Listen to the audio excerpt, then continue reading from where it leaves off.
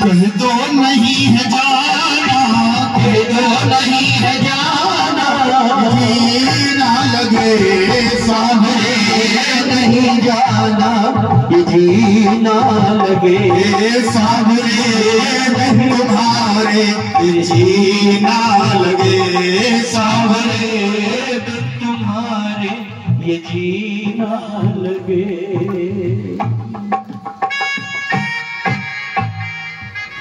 गोपियां रोकर कन्हैया से कहती है, कन्हैया तू वादा कर रहा है मुझसे?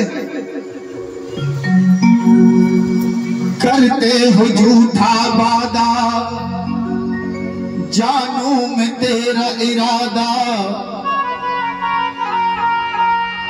सुन सावरे, सुन सावरे। कन्हैया तुम अपनी सौगंध दे रहे हो। अरे कन्हैया तुम्हें मेरी सौगंध है, एक बार तुम मुझसे कह दो कि कह दो नहीं है जाना, कह दो नहीं है जाना, ये जीना लगे सावरे दिन तुम्हारे, ये जीना लगे। कन्हैया अरे हम तुम्हारे बिना, तुम 2 दिन की बात कर रहे हो, एक पल नहीं रह पाएंगी। ये ग्वाले, ये गौए, ये बछड़े सब तुम्हारे बिना मर जाएंगे। कन्हैया तुम 2 दिन की बात कर रहे हो, हम एक पल नहीं रह पाएंगे। लेकिन कन्हैया नहीं माना। आज अक्रूर जी ने कन्हैया को रथ पर बिठाया, जैसे ही कन्हैया को रथ पर चढ़ाया महाराज,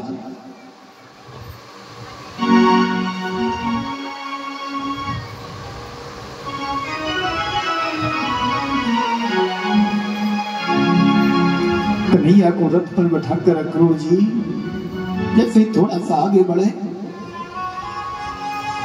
क्या देखा पीछे से यशोदा मैया दौड़ती हुई चली आ रही है। कन्हैया कन्हैया कन्हैया मेरे लाल रुक जा। कन्हैया तू एक चीज तो भूलते ही जा रहा है।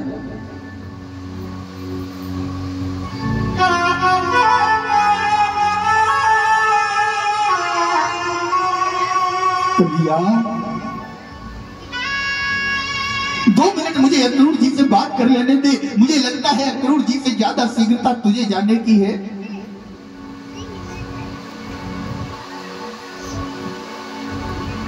दो मिनट मुझे अक्रूर जी से बात कर लेने दे। यशोदा मैया अक्रूर जी के पास गई, हाथ जोड़कर बोली, बोले अक्रूर भैया मेरी तुमसे एक विनती है। क्या विनती है? देखो अक्रूर भैया, इसकी मैया देवकी अभी तुम्हें मथुरा में मिलेगी, तो महाराज मेरी एक प्रार्थना देवकी के चरणों में कर देना। कौन सी प्रार्थना? देवकी से कह देना, देख मैया, देख बहन, तेरा ये लाला जो है ना, ये यशोदा ने लाड़ प्यार में कुछ ज्यादा ही बिगाड़ दिया है। अगर ये कोई शैतानी करे ना, अगर ये तेरा कहना न माने, तो हे देवकी यशोदा को 4 गालियां दे लेना, यशोदा के लिए भला बुरा कह लेना, लेकिन मेरे लाला को आज तक मैंने इस पे हाथ नहीं उठाया। देवकी तुझे सौगंध है ब्रजवासियों की, लाला पर हाथ मत उठाना, लाला को डांटना मत, यशोदा को गालियां दे लेना।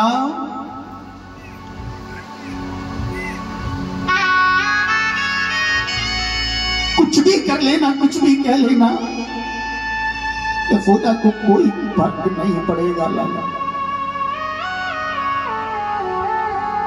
लेकिन मेरे कन्हैया को मैंने कुछ ज्यादा ही बिगाड़ दिया है। लाड़ से रखा ना, बुढ़ापे में संतान प्राप्त हुई, इतना प्यारा, इतना सोना, इतना सांवरा कन्हैया जब आया तो लाड़ प्यार में कुछ ज्यादा ही बिगाड़ दिया। इतना कहते जैसे ही नीचे उतरी महाराज, अक्रूर जी ने रथ 2-4 कदम और आगे बढ़ाया, फिर पीछे से दौड़ कर आई, बोले कन्हैया कन्हैया रुको रुको कन्हैया। कन्हैया ने कहा मैया तू मुझे जाने देगी या ऐसे ही घूमती रहेगी बार बार? भैया ने कहा कन्हैया मुझे पता है तू जा रहा है, तू लौट के नहीं आएगा, इसलिए कन्हैया मैं तुझसे एक वस्तु मांग रही हूँ।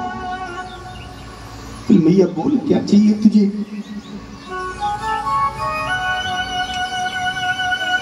इस मन को ढाढ़स देने को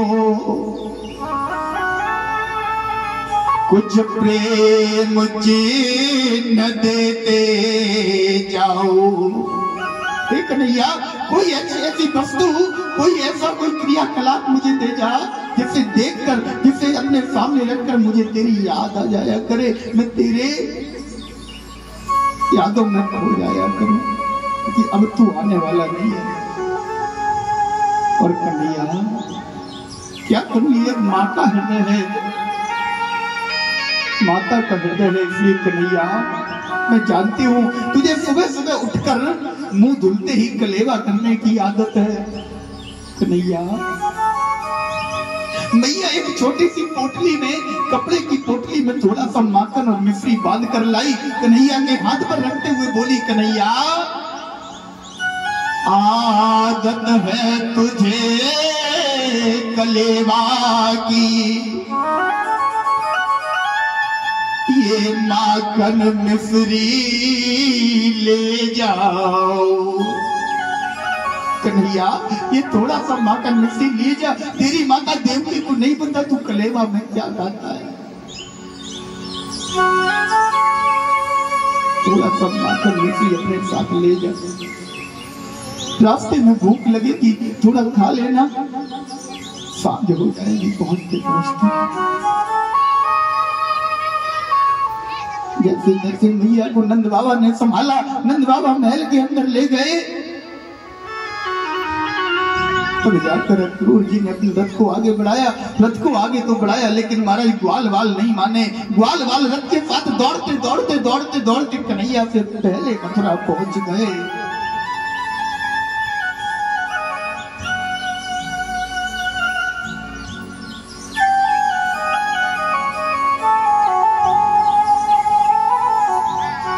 मैया को रोता बिलखता छोड़कर कन्हैया वृंदावन से मथुरा आ गया था।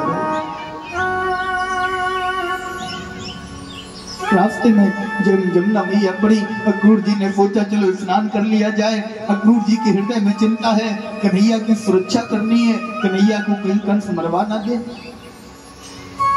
अक्रूर जी जैसे ही आज यमुना मैया में स्नान करने के लिए उतरते हैं तो क्या देखा,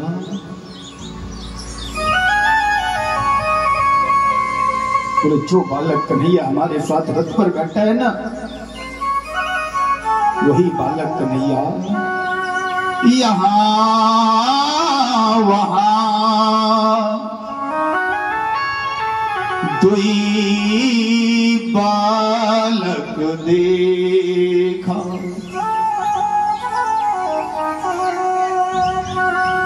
आज क्या देखा अक्रूर जी ने, जो बालक रथ पर बैठा है वही बालक जमुना जी ने नीचे खड़ा है।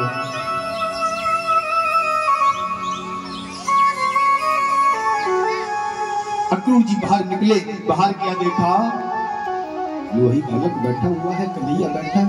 पुनः डुबकी लगाई तो महाराज वही बालक चतुर्भुजी स्वरूप में आज सहस्त्र शीर्षा पुरखा सहस्त्राक्ष सहस्त्रपात सब भूमि गम सर्वत इस प्रत्वाक्ष सिद्ध सांगुलम पुरुष एवेद गम सर्वम भूतम यच भाव्यम उता मुटक से सानो जगन्ने नाथ रोहती। वही कन्हैया आज चतुर्भुजी स्वरूप में क्षीर सागर के सुंदर शेष की सैया पर लेटा हुआ है। श्री महालक्ष्मी मैया उसके चरण दबा रही हैं। जैसे ही देखा स्वरूप को पहचाना कन्हैया का स्वरूप, प्रार्थना करने लगे, नमो नमस्ते स्फटे प्रभाय सुश्वेत हाराय सुमंगलाय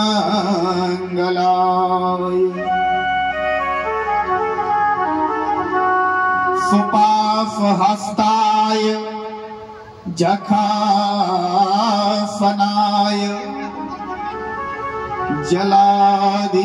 जलादिनाथाय नमो नमस्ते। आज भगवान की प्रार्थना अक्रूर जी ने की। प्रार्थना करके अक्रूर जी अपने रथ पर बैठे। कन्हैया ने पूछा, चाचा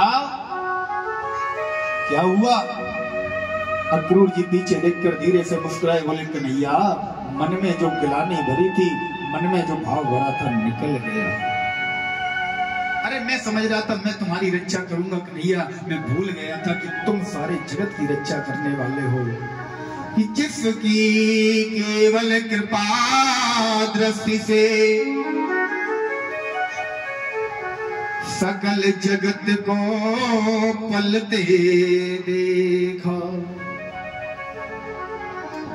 उनको ग्वालों के हाथों से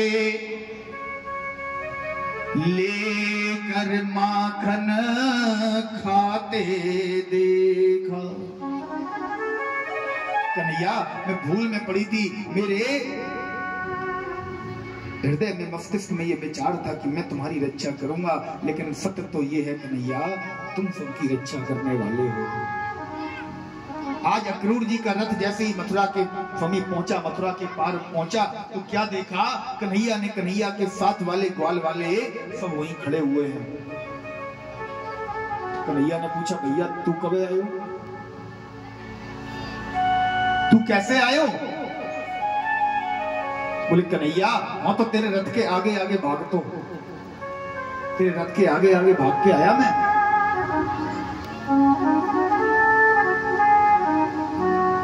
कन्हैया ने चाचा से कहा चाचा अब एक काम करो, हमें आप यहीं उतार दो, हम थोड़ा अपने ग्वाल वालों के भक्तों के साथ में मथुरा के दर्शन करेंगे, उसके बाद हम मामा के यज्ञ महोत्सव में पहुंच जाएंगे। ग्वाल वालों के साथ आज कन्हैया जैसे ही आगे बढ़े तो महाराज सबसे पहले एक धोबी मिल गया।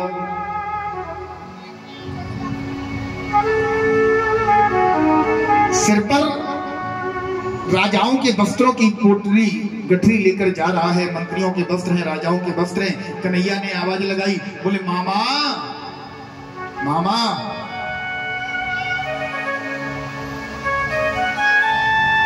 उस रजक ने कहा हम तुम्हारे मामा कैसे हो गए? बोले भैया देखो यहाँ हमारा, ये मेरी माता का मायका है, इसलिए इस नाते से तो हमारे मामा हुए।